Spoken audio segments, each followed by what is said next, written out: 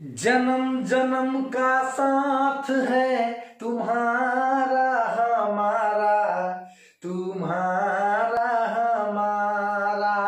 जन्म जन्म का साथ है तुम्हारा हमारा, तुम्हारा हमारा। अगर न मिलते इस जीवन में लेते जन्म दोबारा। जन्म जन्म का साथ है तुम्हारा हमारा, तुम्हारा हमारा। चलिए तैयार हो जाइए 11वीं के छात्र एवं छात्राओं, है ना। स्वागत है आप सभी का अपने YouTube channel intelligent mathematics classes में। हम बनाते हैं आपके लिए अच्छा अच्छा वीडियो मैथ का। हमारे चैनल पे आपको 9th 10th 11th और 12 इन 4 क्लास का वीडियो मिल जाएगा मैथ का, एकदम इजी लैंग्वेज में, आसान भाषा में और एकदम इंटरटेनमेंट के साथ पढ़ाई। मतलब लगना नहीं चाहिए, है कि नहीं, कि ये डिफिकल्ट काम है, एकदम आसान है। तो आज का वीडियो है क्लास 11th एक्सरसाइज 1.3। इसका हम क्वेश्चन नंबर 2 कवर करेंगे। इसमें प्रश्न पूछता है, जांचिए कि निम्नलिखित कथन सत्य है अथवा असत्य है। मतलब हमारे पास कुछ स्टेटमेंट दिया गया है, कुछ कथन दिया गया है और वो वाला कथन सही है या गलत है, इसका हम लोगों को परख करना है, टेस्ट करना है, जांच करना है। चलिए तो शुरू हो जाइए। नंबर 1 यहां दिया है एक सेट A, B, एक सेट इधर दिया है BCA और बीच में नॉट सबसेट का चिन्ह डाल दिया है और हमसे पूछा है कि ये लाइन सही है या गलत है। सही है तो का है और गलत है तो का है, ये बताना है हम लोगों को। तो चलिए, आप सभी विद्यार्थियों को पता है कि ये सबसेट है का चिन्ह है, हाँ। ये सबसेट नहीं है का चिन्ह नहीं, ये तो आप लोग जानते हैं। जब लेफ्ट साइड वाला सेट का प्रत्येक सदस्य राइट साइड वाले सेट में मिल जाता है तो ये चिन्ह प्रयुक्त करते हैं। और जब लेफ्ट साइड वाला सेट का एक भी एलिमेंट हमको राइट साइड वाला सेट में नहीं मिलता है तो ये चिन्ह प्रयोग करते हैं। तो अभी देखिए यहाँ पर A मिल गया था, B भी मिल गया था, यानी लेफ्ट साइड वाला जो सेट था उसका प्रत्येक एलिमेंट राइट साइड वाला सेट में मिल गया था। देखिए तो आंख चीर फाड़ के देख लीजिए, A मिल गया था, B भी मिल गया था, यानी A भी मिल गया था, B भी मिल गया था। फिर तो ये वाला सेट इसका उपसमुच है, तो उपसमुच है तो यहाँ तो ये चिन्ह देना चाहिए था, लेकिन दे दिया है ये चिन्ह। इसका मतलब तो ये हुआ कि जो चिन्ह होना चाहिए था वो चिन्ह उसने दिया नहीं है, तो फिर कथन गलत है, असत्य है। तो हमने लिख दिया है असत्य। इसका कारण बगल में समझा दिया गया है कि ये A, B जो है सबसेट है B, C, A का। मतलब ये वाला सेट का उपसमुच्चय है, क्योंकि इसका प्रत्येक सदस्य इधर मिल जाता है। तो अगर ऐसा रहता तो हम लोग क्या लिखते, सत्य लिखते, लेकिन ऐसा है, ये तो ऐसा है तो असत्य लिख दिए। चलिए, बस बहुत बड़ी बात नहीं थी, समझ गए। 2 नंबर में A, E उपसमुच्चय है, X सच दैट, X अंग्रेजी वर्णमाला का एक स्वर है। चलिए, ये सेट बिल्डर फॉर्म में सेट दिया गया है। X क्या है, पहले X का परिचय तो ले लीजिए। X का परिचय है कि X अंग्रेजी वर्णमाला का एक स्वर है। स्वर का मतलब अंग्रेजी में कहें तो वॉवेल्स। तो अंग्रेजी का वॉवेल्स है प्यारे बच्चों A, E, I, O, U, यही है। देखिए यहां लिख लीजिए A, E, I, O, U। तो इधर वाला सेट का सदस्य हो गया A, E, I, O, U, और इधर वाला सेट का सदस्य है A, E।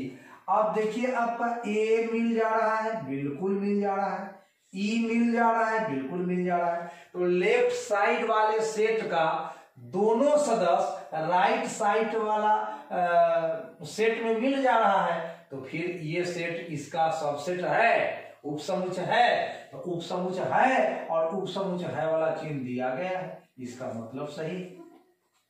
उपसमुच है उपसमुच है का चिन्ह दिया गया है, इसका मतलब statement is correct, right, true. चलिए जो समझना समझिए, ट्रू हो गया, सही है।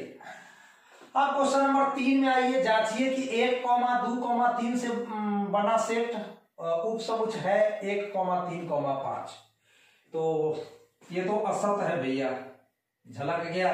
देखिए 1 तो मिल गया था, 3 भी मिल गया था, लेकिन ये 2 जो है इसमें कहीं मिला नहीं था। तो मैंने लिख दिया है कि 2 belongs to set A, 2 set A से बिलोंग करता है, but 2 does not belongs to set B, लेकिन बी में तो बिलोंग करता ही नहीं है। तो फिर उपसमुच होने का सवाल कहां उत्पन्न होता है, इसलिए ये वाला सेट इस वाला सेट का उपसमुच नहीं है, लेकिन दे दिया है चिन्ह किस चीज का, कि उपसमुच है। इसका मतलब स्टेटमेंट क्या है भैया, गलत है, इनकरेक्ट है, असत है, फॉल्स है। चलिए क्वेश्चन नंबर 4 में आ जाइए। ये वाला सेट का उपसमुच है, तो देखिए ए इसमें मिल जाता है, बिल्कुल मिल जाता है, तो उपसमुच तो है, तो सत्य लिख दीजिए। A belongs to set A and A belongs to set B, मतलब कि ए में बिलोंग करता है और वो बी में भी बिलोंग करता है, यानी लेफ्ट साइड वाला सेट का जो सदस्य है वो राइट साइड वाले सेट में मिलता है, इसीलिए हम कह सकते हैं कि this set is subset of this set. तो ये वाला समुच का उपसमुच है, तो ये कथन हो गया क्या बाबू, सत्य हो गया। एंड 5 नंबर में आइए, ये समुच जो है कहता है कि बिलोंग्स टू, ये वाला समुच एकदम गलत है, असत है। देखिए ये बिलोंग्स टू का जो चिन्ह होता है ना, उसके लेफ्ट में कोई एलिमेंट होना चाहिए, एकदम बहुत पक्का बता देता हूं मैं, ध्यान दीजिए। ऐसा कहीं मिले कि 4 बिलोंग्स टू 1, 2, 3, 4, तब तो ये सही है। कहीं ऐसा मिल जाए कि 4 बिलोंग्स टू 1, 2, 3, 4, मतलब 4 इस सेट से बिलोंग करता, देखिए 4 यहां पर है, तो अब तो ये सही है। लेकिन अगर इसमें हम ब्रैकेट लगाकर इसको सेट बना दे, तब तो ये कहानी खराब हो जाएगा, क्योंकि बिलोंग्स टू के पहले एलिमेंट होता है, न कि सेट होता है, और यह एक सेट है, यह एक सेट है। और सेट जो है किसी सेट से बिलोंग नहीं करता, तो यहां पे गलत है, ये असत है। ये सत्य क्या होना चाहिए था, अगर ऐसा रहता कि ये सेट इस सेट का उपसमुच है, तब ये सही हो जाता, लेकिन बिलोंग्स टू का चिन्ह दे दिया है। हाँ, यहां पे इसको अगर मिटा दे, तब ये ए बिलोंग्स टू एबीसी, तब ये कथन सही बन जाएगा। लेकिन जब तक ये यहाँ मिडिल ब्रैकेट है, तब तक ये कथन क्या है, असत्य है। अगले नंबर सवाल में आइए, एक्स सच दैट, एक्स संख्या 6 से कम एक समप्राकृत संख्या है, ठीक है।